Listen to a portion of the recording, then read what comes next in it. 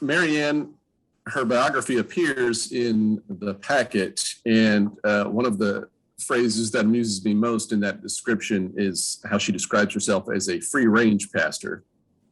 So you have perhaps also heard of people who are calling themselves public theologians. So in this time of shape-shifting ministry, we call on folks who are out on the fringes, who are being prophets to the prophets, if you will. So when I think of these kind of folks, I think of MaryAnn, who, of course, has written a couple of books, one dealing with improvisational theater and its implications and its information for ministry. And she's working on another one that we'll probably hear more about at some point, perhaps on the podcast. Still have to invite you to the podcast, MaryAnn. But in the meantime, I just want to welcome her to our presence here. We thank her for showing up, albeit virtually. She was prepared to come in person if the way was clear and if things were safe, but alas, it was not to be. So we'll receive her any way we can, and we now welcome Reverend MaryAnn McKibben Dana for our plenary. Thank you so much, Jody. And I have put the name of the book that Jody references, which is called God, Improv, and the Art of Living, that came out in 2018. And the one that is coming next year is called Hope, a User's Manual. And then I always invite people when I speak to keep in touch with me. I have a weekly newsletter that I write, and it comes out on Fridays. And that actually is a two-way street. I am so gratified to write things. Here's what's in my heart, and here's what I'm struggling with right now, and to hear back from readers who say, me as well. And so I invite you to do that. And that is the end of the Shameless Commerce division of our program today. But thank you very much for that introduction, Jody. It's wonderful to connect with you again and with other folks here in Central Florida, where my sister lives in Orlando. So I have a very special place in my heart for where you all are doing ministry, and I'm grateful for you all there. I am going to arrange my chat here so that I can see. Please do. I love signed conversations that happen while I'm speaking. If there's something that is immediately pertinent to what I'm saying, I may not catch it. So Jody, I invite you or others who are kind of in charge of our time to flag those for me. As was mentioned, my presumptuous title was Empowering Servant Leadership in a Post-COVID World, as if we wish. At some point, maybe we will be in a at least post-pandemic world where COVID will merely be endemic as opposed to pandemic. And so what I want to share with you today is, like I said, grows out of my work working with individual pastors as a leadership coach, also with sessions, and in my own new ministry. As I mentioned, I just started working on a short-term basis through next May with a church where I'm parish associate. They asked me to come on as a temporary stated supply to fill in a pastoral vacancy that they have here. And so I imagine that you will hear a lot of things that resonate, I hope, with your own experience as teaching and ruling elders. And before we do that, I just want to get your creative juices flowing a little bit and also provide this as a kind of a lead into what we'll be talking about today. Because I think, as Jody referenced in the book that I wrote, we are moving. We were in a time of intense improvisation.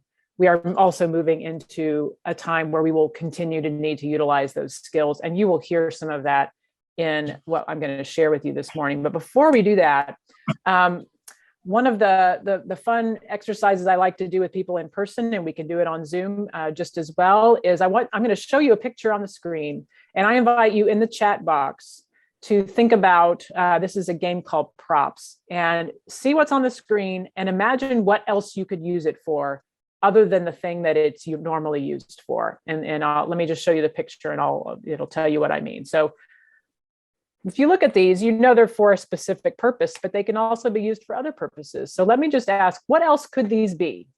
And you can use them all together, or you could use one at a time. How else might you use these things other than for their typical purpose? And I see some already coming in. Great. Picking a lock. Jailbreak. We have a lot of, I guess that's biblical to do a little jailbreak there, right? Wonderful. Look at all of these different answers and some similarities too. Great. Let's do one more, but keep those coming in with this one if you'd like. Here's another one. What else could these be? And you can pick one and use it as an individual item, or you can use these collectively. What else can these be?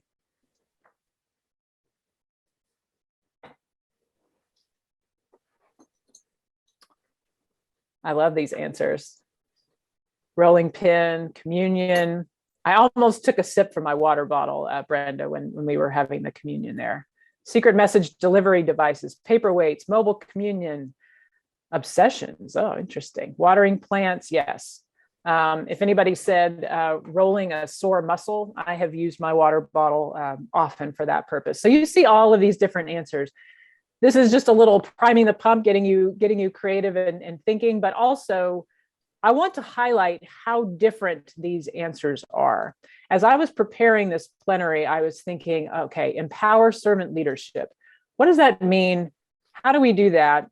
And the beauty and the challenge is that there are as many different answers to that question as there are people on this call, as there are congregations represented here, just as you can see the variety of answers given here. And so what I want to provide for you today, rather than very specific targeted solutions, which may or may not be relevant to your context, is to give you some categories, some ways of thinking about this task of empowering servant leadership for this time and place. And we're going to have kind of sort of three basic parts to this morning. We're going to kind of look at our current landscape. This will be maybe painfully familiar to you because we've all been living this. Then we're going to talk a little bit about, with my improv hat on, some of the categories and sensibilities of improvisation and how those can help us in our current context with this task of empowering servant leaders. And then I'm going to give you a little bit of taste of what we'll be doing tomorrow in the workshop. For those of you who will be joining us, you'll get a much deeper dive into this. But I've been working a lot with congregations, sessions, and individual pastors around the issues of design thinking, or human-centered design, as it's sometimes called, and using those tools to do this kind of flexible improvisational ministry that we've had to do so intensively for the last many months. I love these answers. These are great. So let's just orient ourselves first with this mark of discipleship. As you all have been working through these marks, we are on number 4, which is empower servant leadership. This is coming directly from the kind of field guide, the study guide that you all have, that Jody shared and that I think you all have access to. So what we're talking about is empowering servant leadership versus everything being the pastor's job. Versus monopolized leadership, versus hiring the young energetic pastor who's going to kind of make everything better, and also burning out good volunteers. I read this with a certain level of cringiness, because I feel like so much kind of by circumstance, a lot of these issues I think have been foisted upon us, not by any effort on our part, but even churches that cycle through volunteers well are experiencing burnout. And so as I read this, we want to really make sure that we're not taking on added sort of shame and guilt of, wow, we screwed up, if we're feeling like leadership is in a bit of a monopoly right now. And that's just the reality in a lot of places, that as I've said in the title, where'd everybody go? There's there's a lot fewer, at least I'm finding, and I'd love for you all to share your own experiences and comments. There's just fewer people around, and especially, some of our demographic groups, parents with young children or older children are kind of hunkered down still. Vaccines are starting to be more available to the little ones, but there's just fewer laborers, as we talked about in the scripture. So here down at the bottom of your screen, you can see some of the kind of markers of this marker of leadership, which is to talk about spiritual gifts, not monopolized cliques of power. All voices and people are necessary, and then nurturing those called to pastoral ministry. I'm going to show you, in addition to this little bit from the guide, here are the reflection questions. We are not going to go through all of these, but I'm going to give you a minute. I hope you have a piece of paper handy. If you would just take a look at those, I'm going to take a sip of tea while you do this, but just take a minute or two and read through these questions. Do so with some good kind of deep breathing, because this feels overwhelming to me as I read it. And I am merely the kind of associate pastor at the church where I'm currently serving. The buck is not really stopping with me, but I'm feeling all of this. So what I want you to do as you read through these is I want you to pick one question that is particularly resonating with you today, that feels important, that may be kind of shimmering, if we use the kind of Lectio Divina phrase. And pick one question and just write that question down for yourself, and then just maybe jot down a couple of notes, either people that come to mind or situations. So again, what we're doing now is we're looking at these reflection questions with a sheet of paper or a notes app on your phone, and just write down that one question. And this is going to be the question that kind of you sit with throughout this plenary. All right. You may be looking at this going, I need to focus on all of these things. They all need help. Well, that may be, but remember, the harvest is plentiful, but the laborers are few, and you are one human being who can do what one human being can do. So you're going to pick one thing, and that's going to be your focus for today.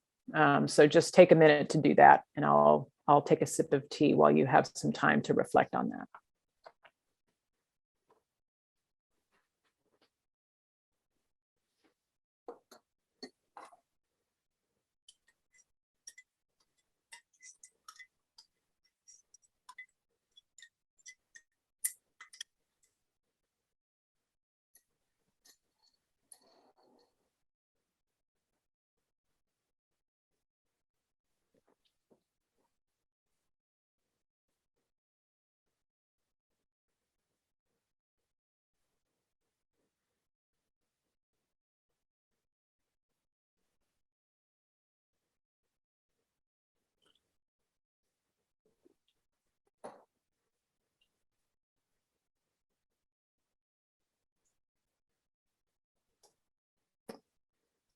All right, take just a moment to finish writing and to jot down any notes, things that either relate to that question, ways that your congregation is wrestling with that issue.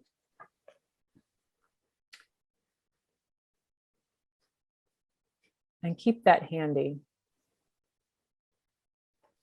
because we're gonna revisit that later in our conversation. I already see, Loy, you have phrased it so well. Major self-care modes, and they are it's a lot of inward focused, say, self-care, a lot of hunkering down. And that's a good lead into what I want to share with you next, which back in March or April of 2020, the Praxis Journal came out with a series of metaphors to help us kind of think about where we are right now as religious organizations, as a culture in general. And you may remember having read this. You can look up Praxis Journal and these categories. But when we think about moving through this experience, we needed to think first in terms of blizzard, that we were experiencing kind of blizzard conditions. You remember March of 2020, there was a lot of just quick shutting down, grabbing all the toilet paper, churches figuring out in a matter of days how to experience worship in an online way. And that's kind of like a blizzard, it's coming. We need to gather our supplies, get prepared, bring everything together, and get ready to hunker down. But it wasn't just a blizzard, it was the beginning of a season. And this article in Praxis Journal talks about it's not just as we had hoped. I think a lot of us went into that saying, oh, well, a couple of weeks and then we'll get past this. And wiser folks knew that it was not going to be a couple week blizzard. It was going to be a season. And it's been an extended season of winter. And so what do we do during winter? We make sure we have the supplies we need. We want to think about how do we persist and persevere during an extended multi-month season. The flurry of preparations of getting ready for a blizzard are not sustainable, but over the winter, we learn to dole out our energy a little more carefully. But we're not just in the blizzard and we're not just in winter, we're also experiencing a cultural kind of ice age where there is an extended period where life is going to be fundamentally different. And that doesn't change whenever COVID becomes endemic instead of pandemic. That will continue. And I've said this many times, and you have probably experienced it yourself. A lot of the cultural changes that the church has been experiencing have been accelerated and even more dramatically felt during this period of COVID. And that is what we mean by ice age. And we've been talking about this for decades in mainline congregations, that there has been these many, many cultural shifts. So keep those categories in mind as we go along, as we think about what this means for servant leadership and what it means for being the priesthood of all believers and being a community of faith. The next thing I want to share with you to kind of set the stage is some content from, I got this from Jan Edmiston, who is the exec in Charlotte Presbytery, and these are actually her slides. So I give great credit and thanks to her for these next few little bits here. And actually, this is coming to you third hand because she got this from Kerry Nyhoff's research and his own blog. This was from a post at the beginning of 2021. And it was disruptive leadership trends for, and I put post-pandemic in big old quotes there, because we're not quite post, although different places are experiencing that in different ways right now. But here are a few of the leadership trends that he noticed, and I think they have real implications for how we empower leadership on the ground in our congregations. The first is, as many of you have experienced, is a lot of turnover, expecting a smaller percentage of members to return post-COVID. This may be short-term, but it is really happening. And this was back at the beginning of 2021, and he's talking about retirements and staff kind of turnover. And here we are just a couple months after all of the big articles around the Great Resignation. And I know a good handful, maybe two handfuls or more, of people who have left professional ministry in the last several months. There is just a lot of churn right now. And so what does that mean for those of us who are called to equip the saints for ministry when there is this kind of turnover? The second thing that Corey lifts up is that nothing and no one will quite go back to normal. And I changed the number on this. I mean, it takes 21 days to change a habit. That's the conventional wisdom. But a lot of new habits have been formed. I think on the original slide, it said 330 days, however long it had been since the pandemic began. Now we're on 21 months. So think of all the new habits that have been formed around worship, around how we interact with one another, around our norms as church. So maybe part of this is just if this is feeling really hard right now, it should. We have a lot of new inertia that we need to kind of work our way through. And crisis accelerates a lot of things that I think, as I said, have been churning in the mainline churches for a really long time. And we can't always wait to confront those. Denial is not a strategy. The third thing that Corey Nyhoff lifts up is that loyalties are shifting. So everything's changing means that people are changing. And this one may be hard for us to swallow, but I think it's important when we are feeling so overwhelmed with where to go next. Who do we focus on? This third bullet here, it's wiser to focus the majority of your time, energy, and resources nurturing the people you've kept and the people you've picked up. There are people that have drifted away, and he's not saying that we ignore them, but the majority of your time, the leaders that we need to be equipping are the ones that are here, that are the ones that are sticking with us, or at least trying to, as best they can, even given that self-care kind of work that Loy lifted up in the comments in the chat. So where are we focusing our time right now? That's important. The fourth is that home is emerging as a new hub. This is starting to become less the case as things we'll see with Omicron. I wonder if those of you, it was so not funny, haha, but funny, weird when Omicron came up, because I thought, I haven't thought about that Greek letter in many, many, many years. And it was just a strange experience to have this pop up again. And we really don't know where it's going to go. But we do know that the church is now, we've talked for years in our missional theology that we are God's people sent. Our job isn't to gather people in and this attractional model. We've been talking about this for years. And along comes a pandemic that just makes it all happen for us. The church is distributed out in the world. The church is distributed in homes.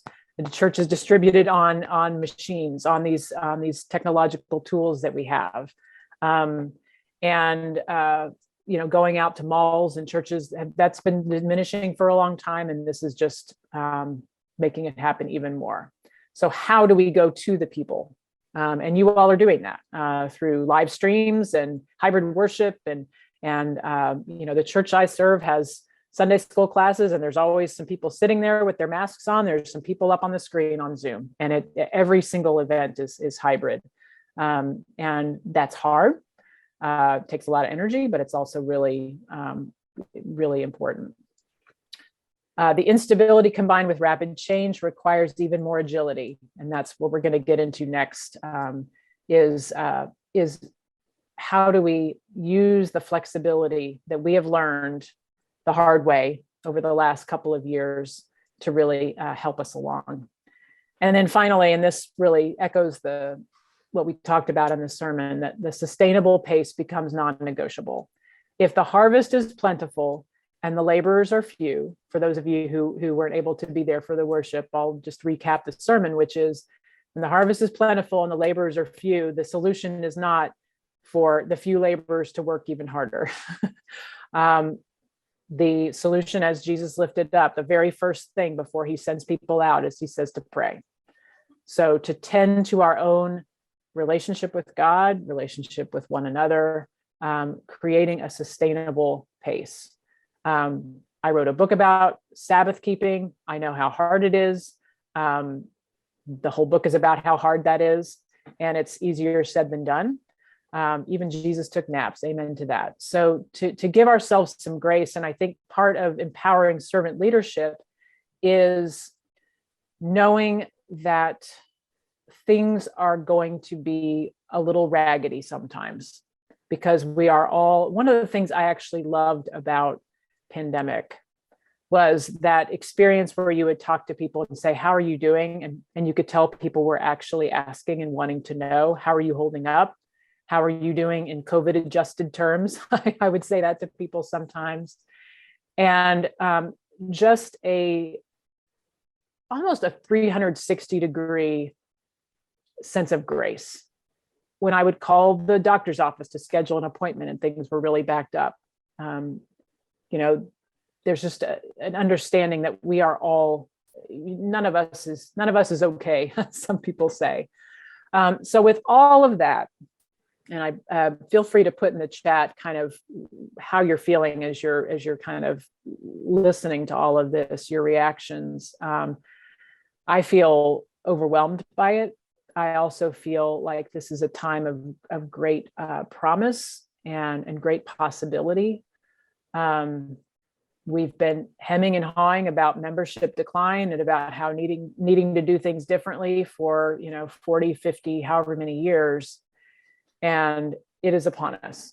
It's now time to fish or cut bait, as they say. So how can we bring our best into this very, very volatile kind of landscape we're in?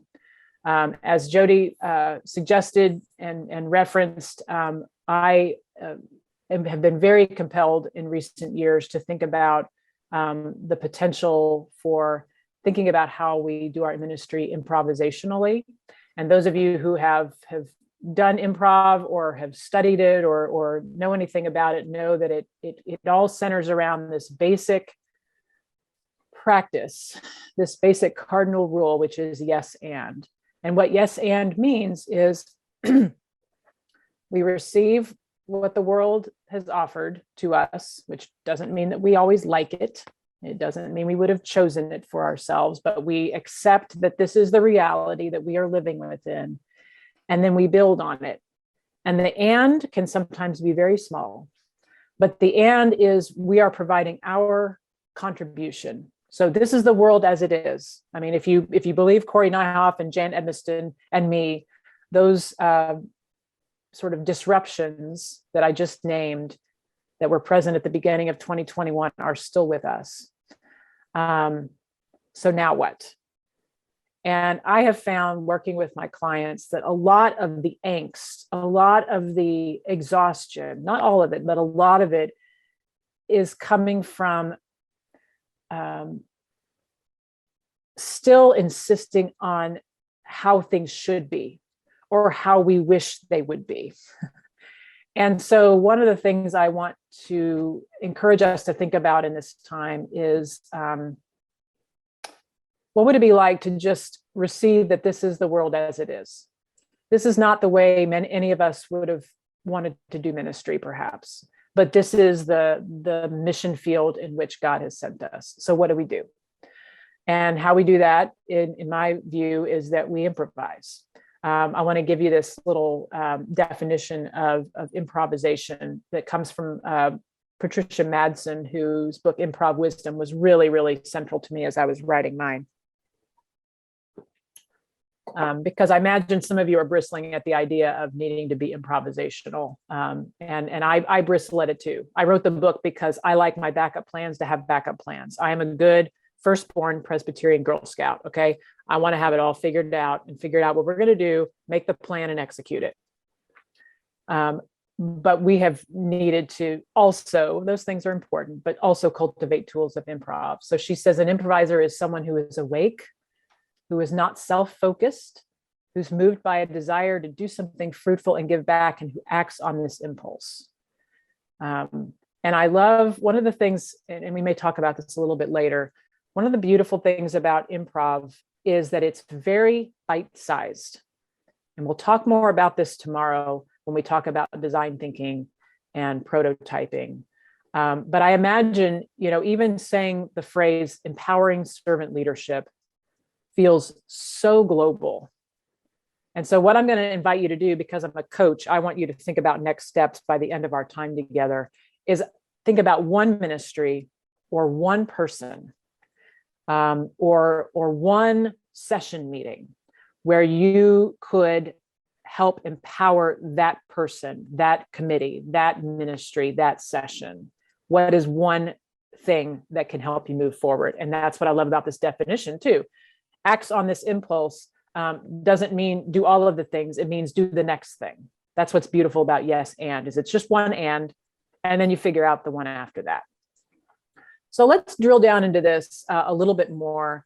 And I think there's some beautiful biblical warrant for this idea of improvisation. And I was helped along the way with this book by Samuel Wells called Improvisation, the Drama of Christian Ethics.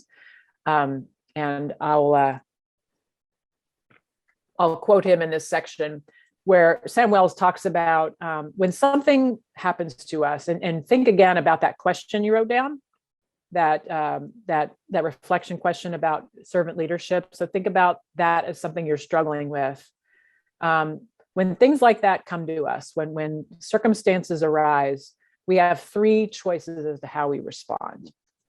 And the first one, according to Sam Wells, is called blocking. So blocking means, just as like it sounds, we resist it, we run away from it, we say no to it, we do everything in our power to say this is not happening. And in talking with folks who work with people who've experienced trauma, for example, I mean, a certain amount of blocking is healthy. When we're not ready to face something, we need a little bit of denial kind of in the beginning. That's why it's one of the stages of grief, right?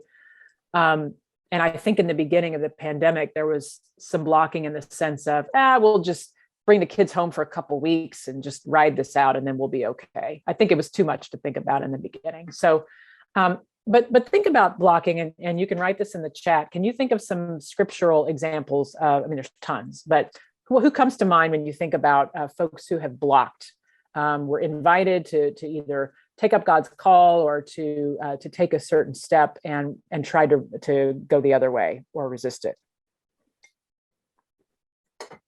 And go ahead and, yep. A chorus of Jonahs, although you could have plenty of others, right? But yes, Jonah, I think, is the patron saint of blocking. Oh, good one. I hadn't thought about Balaam. Yeah. Who had to be spoken to by a donkey to get his act together. Jonah, right. So he goes the other way. We know this story well.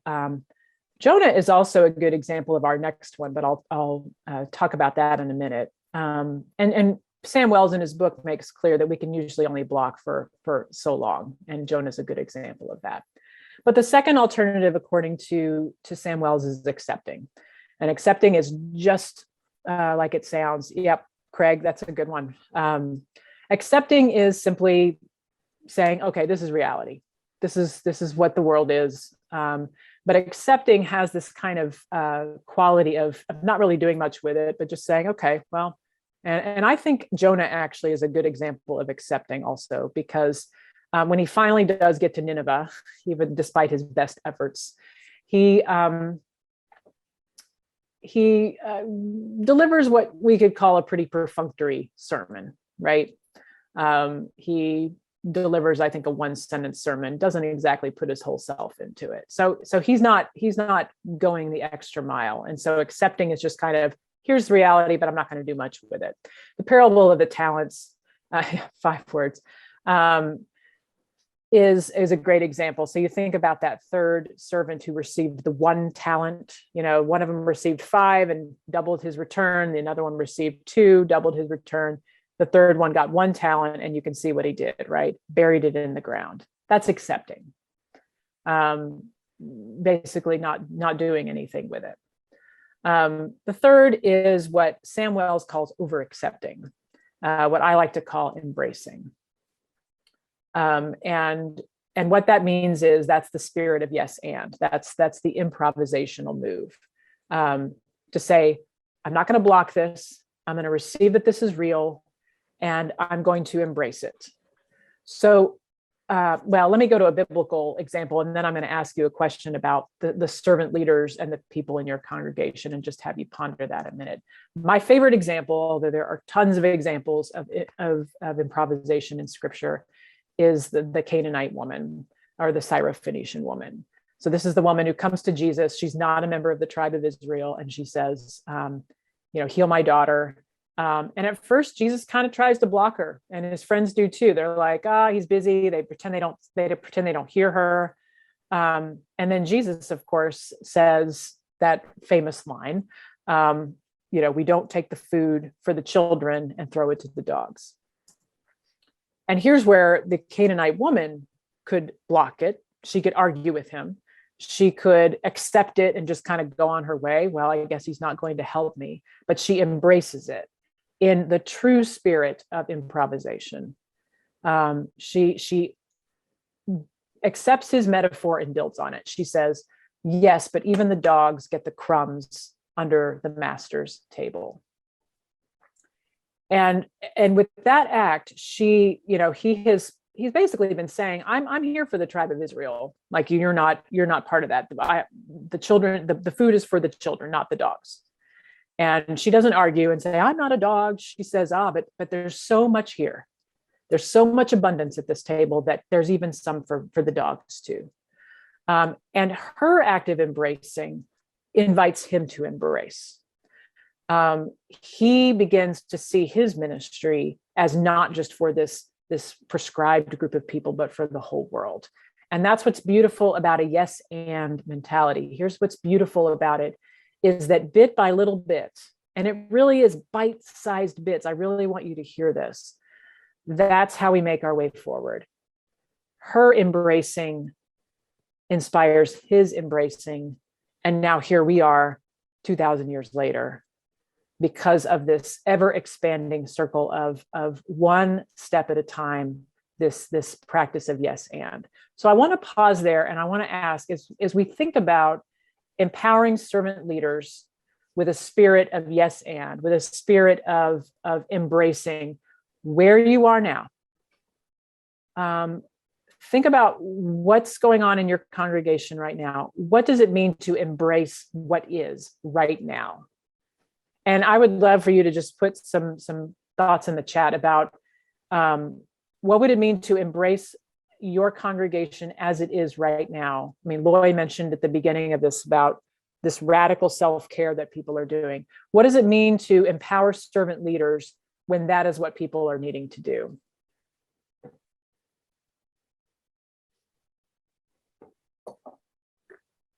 Right.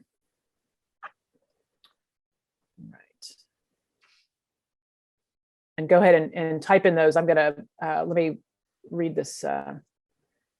Say something about the growing wave of indifference, how to differentiate between the need to say, this is the best that I can do right now, and the I don't care anymore. Yeah, the whatever.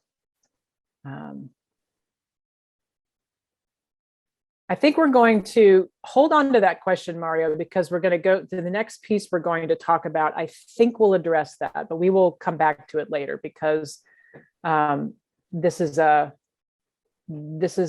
question that church leaders need to confront. Or do we? What is our job? I think would be the question I would ask in response to your good question, which is, what if they are bearing their talents? What's ours to do? What's our yes and if that's the case? Brenda has forecast where we're going. So Brenda, you get the gold star for the day. So I see peace, teamwork, and communication as critical ways of embracing where we are right now. If people are exhausted, what is the yes and that we provide? If there are fewer laborers available and this big ministry infrastructure, what is the answer? Let me give you one answer. I'm not saying this is the answer for you, but as I think about that, I think to expect a smaller group of dedicated folk to do the ministry infrastructure that used to be there with a much larger group of volunteers, that feels like blocking to me. That feels like not receiving the world as it is. Can we empower and train new leaders? Yes, but that's a long process. So in the meantime, does it make sense? And it might, I mean, I'm not speaking for every context here, but does it make sense to continue to tax this smaller group of people for this infrastructure for whom you do not have the resources to do it? Are there seasons where we need to let some things lie fallow for a while? I have a friend that we coach one another each week, and she said she serves kind of a small congregation, and she said, we are not starting anything new until next September. And I don't mean new ministries they didn't do before. I mean stuff they used to do that they haven't really picked up again since the pandemic. They are on sabbatical from anything new, because what she has discerned through the empathy that several of you are lifting up in comments is that it would do violence to the people that are there, are dedicated, are doing their best, are tired, to ask them to take on anymore. What they need to do is really lean into community, lean into trust building, to grief work, all of those things. And again, I'm not saying that's a one size fits all. I'm saying that's what I'm hearing from this colleague and also from others as well. So thinking about how we embrace where we are, not where we wish we could be, not where we were 2 years ago, not where we would like to be, but what is right now. Another way of looking at this really quickly, and then we'll move into the little design thinking piece, is from, again, Patricia Madsen's book, Improv Wisdom. As you think about the challenges that you are experiencing right now in your congregation, she talks about different ways of looking at a situation. And the first is to see what's wrong with it. And she calls that the critical method. And in the critical method, the self, it's all about the self. It's what I've decided by my agendas, my judgments is wrong with what's going on. And I want to address Mario's question in relation to this. Mario, I can't see you on the screen, but I do not believe that you are doing this. But what sometimes happens is when we look at people are burying their talent, or they are not, rising to God's call for them, that's about what we've decided for their lives. That's something that we have imposed. And again, I'm not saying that you're doing that, but sometimes we can easily get into that mindset of, if only people would see it my way. And that doesn't get us very far. And so when we think about where did everybody go, that posture it's understandable. Those of us who've been the older brother, the older sibling, who've been laboring at home for the last couple of years, literally laboring at home, and where did the younger brother go? Where have they been? I've been holding all of this for myself. It's totally understandable to feel that. It doesn't help us move forward. There may be some emotional work we need to do there, but in terms of empowering who's here and an inclusive ministry, it doesn't get us very far. The second way of looking at the situation is what Madsen calls the scientific method. And this is where, we're trying to see things as objectively as possible. And in this, we're trying to kind of remove ourselves from it. We're not trying to be critical. We're just trying to see, like, what is the objective kind of reality? And this is better than the critical method, because the critical method is a very egoic kind of posture, because it's, all based on what I think is good. And if only the world would work the way I think it should.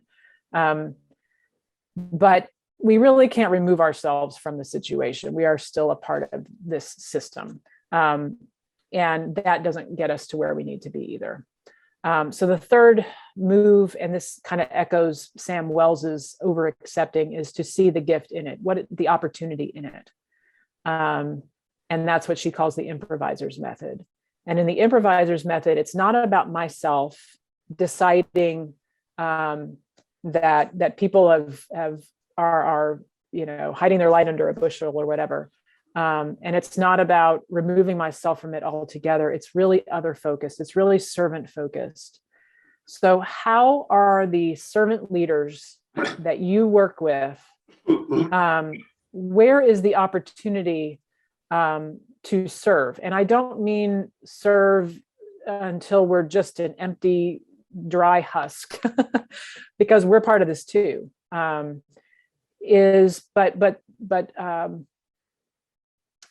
looking at some of these comments here, and I think you all are getting this, right? Brenda's talking about allowing people the opportunity to grieve, the need to rest, modeling and encouraging and setting the stage for incremental successes. So identify what is causing the exhaustion, which is a beautiful lead into what we're going to talk about next. So what is the actual opportunity? Which may be different than, gosh, we have all these committees we used to be able to staff and now we can't anymore. What is the actual need, the actual gift, if you can? Sometimes it's hard to see these things as a gift, and it can be spiritual violence to say, this is a gift, you know? There's also a lot of really hard stuff. So if gift doesn't quite work for you, opportunity may work, or you may need to just kind of hold that lightly because this is a really hard time. So let me just pause there and just give you a chance to look again at that question. Let me go back to the slide here where we were looking at these questions for reflection. We're going to look at them one more time at the very end. But that question that you identified, what is the opportunity in it? And you can put that in chat if you'd like, just kind of a, as accountability or naming that, or just think for a moment. I'm going to pause for just a few seconds to let you think about what would it mean to, what would it look like to embrace in a small way, or to see the gift in, not the critical or the scientific way, but the improviser's way. What would that look like?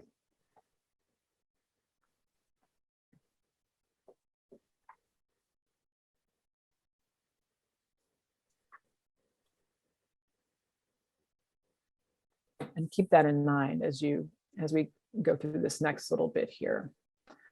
So as I said, tomorrow I'll be with a group from your presbytery around this issue of designing your ministry.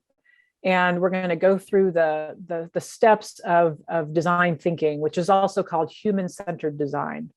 And that sounds very technical and kind of futuristic in some ways, to think about this, but it is very, very, I think, tailor-made for ministry, because the very first move in design thinking, because it's human-centered design, is around empathy and really understanding on a deep, deep level where people are struggling. What are they yearning for? And I want to go back to Mario's great question about, how do we help people discern, are they truly just tired and burned out, or is there potential there? Is there a way to call forth gifts that they haven't yet realized? I mean, are people just being lazy, or are people just truly buckling under from everything they are dealing with right now? And a real deep dive into empathy can help you figure that out. Whether, this is to help understand, that people are really seeking to do their absolute best and with a very difficult situation. So let's talk a little bit about what this looks like. And this is just a little bit of a taste of what we're going to do tomorrow. But when I've led a bunch of cohort groups around design thinking in ministry. Oh, let me back up and just say the other piece that I think is really powerful about design thinking that we'll get into a lot more tomorrow is the idea, this fourth little thing with the green circle around prototyping. So design thinking, in addition to being very, very focused on empathy, not what you think people need, not what they used to need, but what they need right now. In addition to that, this idea of prototyping, because it's a constantly iterating process. So a lot of us in the church are used to, like, we're going to come up with the 9-month plan, and we're going to kind of implement it, or the 5-year plan or the 10-year plan. Design thinking works on very, very short cycles and very, very small changes. So I bet you all have been doing this maybe without even thinking about it. If you think about how, online worship maybe evolved, and then you maybe went back to some hybrid, and maybe now you're back fully, I don't know what everybody's in kind of a different place, but that has been an iterative process, and you tweak this little thing. And then you learn and you go back and you say, did this meet the empathic need of the people here? If it did, then let's keep it. Or if it didn't quite, let's tweak it a little further. You all are really kind of doing this naturally. But as I've shared this with groups, and we've kind of done a postmortem at the end of the cohort time, I've said, what is the thing that is kind of sticking with you the most? And much of the time, people will say it's really about the empathy, which seems so simple, but it's one of those things that we easily overlook. And surveys will only get you part of that.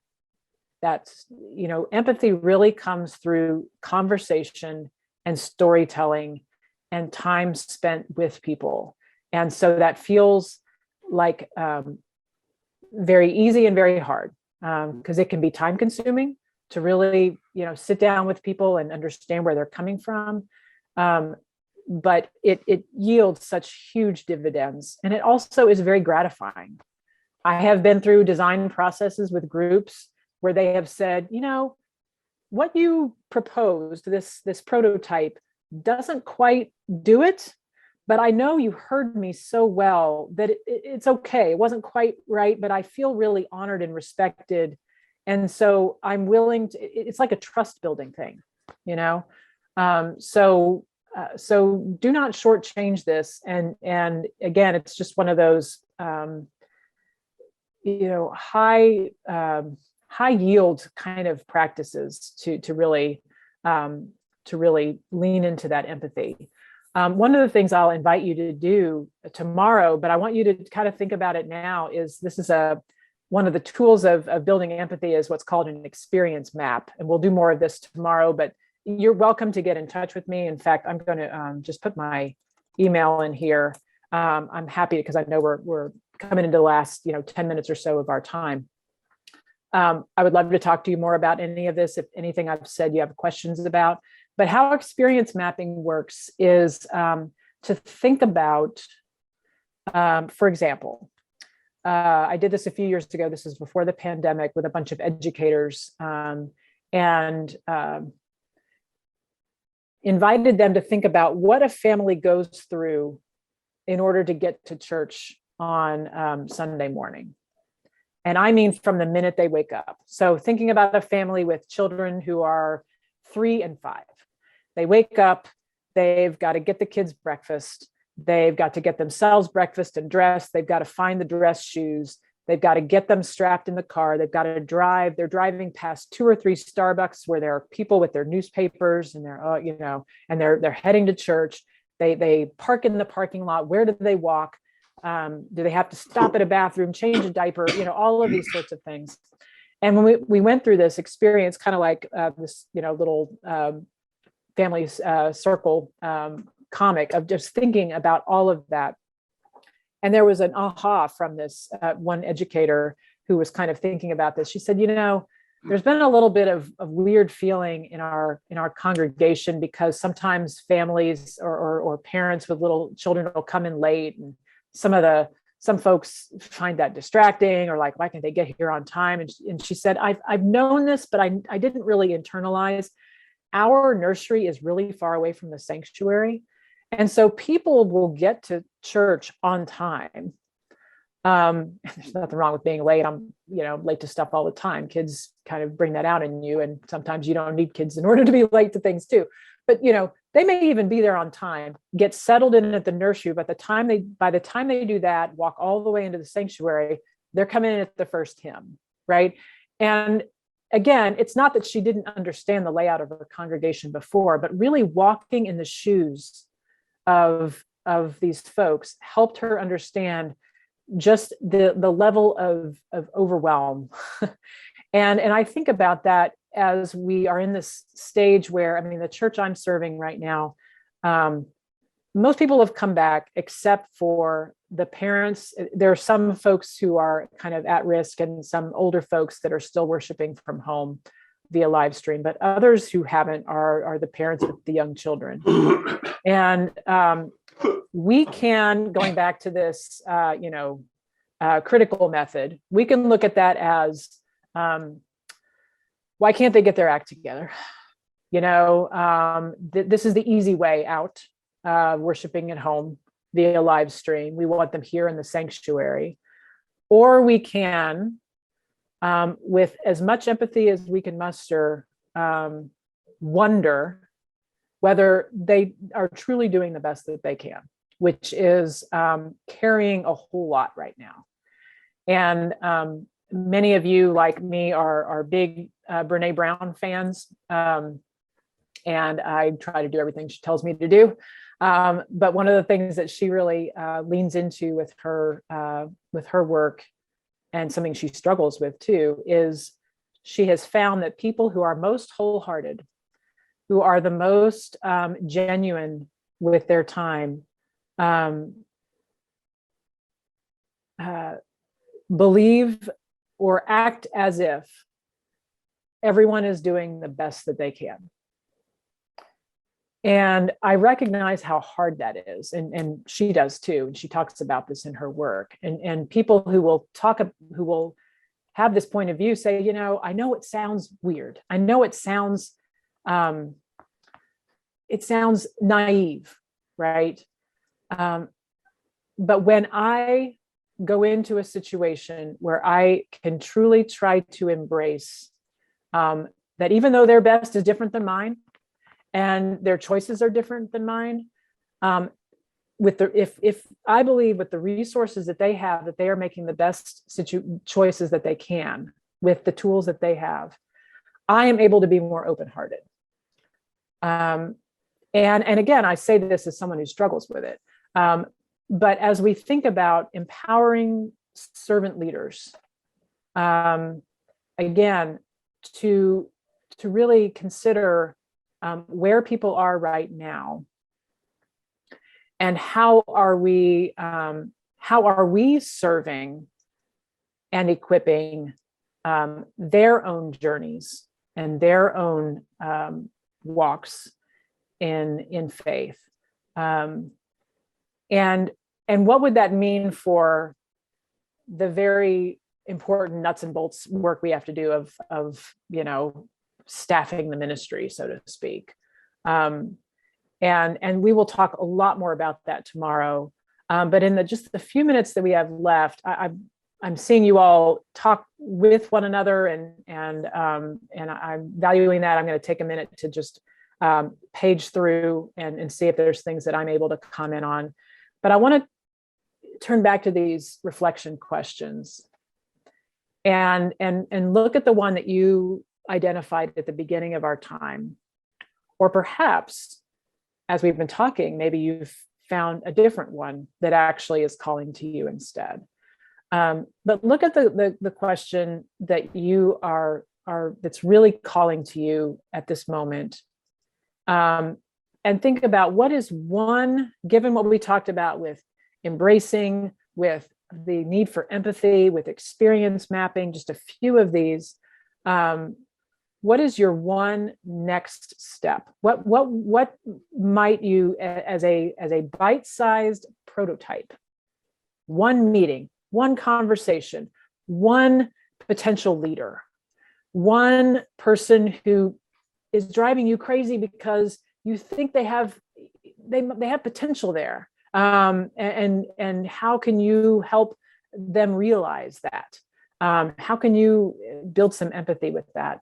What would your one next step be? What would your one yes and be? And if you would like, you could put that in the chat, or maybe you want to jot that down on your paper and set that as your next step into this journey of empowering servant leaders. And while you're thinking about that, I'm going to look at all the great wisdom and questions and things that you all have identified.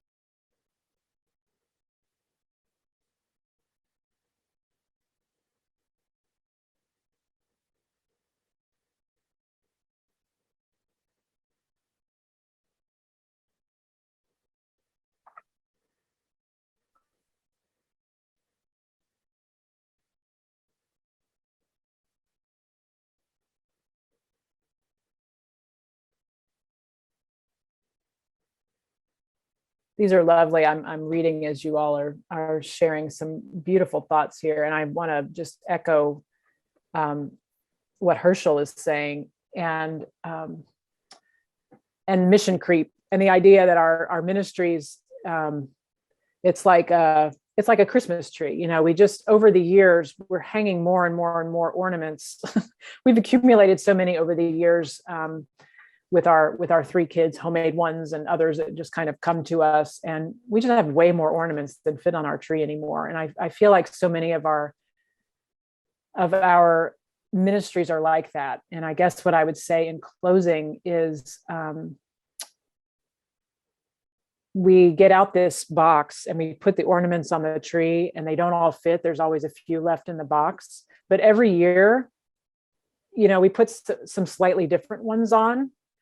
And I would wonder and just ask, in this spirit of empathy, prototyping, and testing, whether that may not be a parable for our own ministries. I think some people feel like, how could we do away with the rummage sale? You know, that was so wonderful.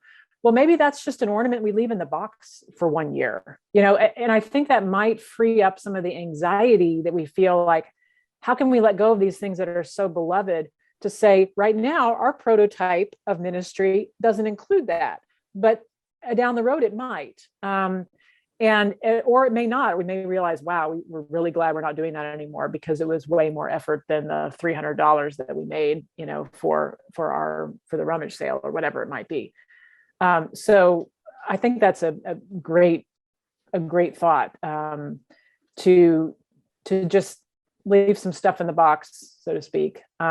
And that too, in building empathy, the people who are here, you know, going back to this slide, and then this will be, I think we'll leave it here.